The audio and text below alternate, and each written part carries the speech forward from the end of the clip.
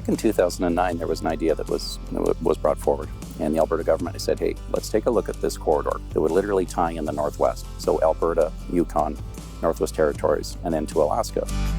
The reason of that route, deep sea port access, 24/7, 365 days a year, and we literally are closer to our Asian markets. When you look at the shipping itself, you can reduce those lanes about 10 days of travel.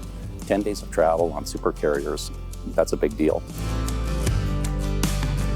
So when you're looking at something that's a truly industrial type rail that can move product and people in an efficient manner, there isn't one. The CN rail line stops short of Fort McKay, just on the south side of the Athabasca River. So anything heading north, you have to take either ice roads or the existing roads that are out there. We have one road in and one road out. We are the only link to the NWT. That one road and one rail that services all of the Northwest Territories was seriously affected in 2019 during the Chuck Egg and Jackpot Creek fires. And that really showed that there needs to be redundancy worked into transportation and utility systems. Some of it could actually be overcome with additional transportation and additional corridors that actually throw economic development opportunities sort of in the forefront of that. And that's where that rail line is, crucial to all of that. This corridor through Northwest Alberta will be a real game changer for our region. It opens up the REDI region to new possibilities for economic diversification. Proposed rail line is 10 trains going in each direction every day, each train being 100 carts long. The proposed 2,600 kilometre corridor starts in Fort McKay and accesses the oil sands at Fort McMurray. It travels northwest parallel to Alberta Highway 88 into the REDI region. In the northwest, the first community it passes is Fort Vermilion.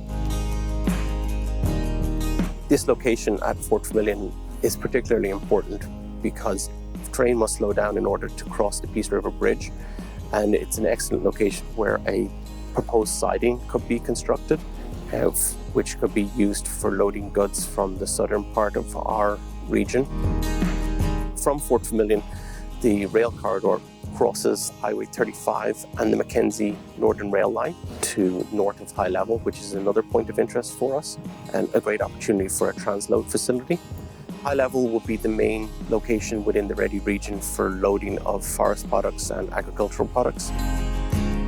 The rail line goes down through Peace River, down to Edmonton and to the rest of the North American rail network.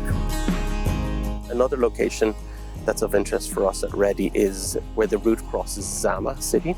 The proposed corridor passes the existing Norman Wells pipeline and the Plains Midstream pipeline. There's the potential at Zama for a pipe-to-rail loading facility. This would allow for energy products from Northwest Alberta be transferred to deep water ports and onto Asian markets. If we use existing footprint like the Norman Wells pipeline right away, or move it up through the northwest corner of Alberta, which is the REDI region, into the NWT and Yukon and then eventually into Alaska, all those points along that route benefit from the economic building and construction of that project, but also all the spin-offs of that. Every time that we build a train set now, we're going to be dropping in fiber optics right along with it. Then you can boost the signal, you can have the towers along that infrastructure along the way. It literally brings all of the goods and services that we have that we take for granted down here, quite frankly, in the south, that they do not have up in the north. If we can start producing power closer to our communities, if we can start manufacturing goods closer to our communities, if we can start getting our products to market within ports closer to our communities and eliminate some of the bottlenecks that are actually in our current ports, that overall lowers the cost of living for all of us. Quite frankly, the northwest part of Canada has been ignored for a number of years.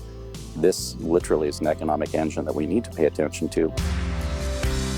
When you have all the individuals, communities along the way that are very supportive of it, the ability to facilitate business, not only to move products, but people, it's massive.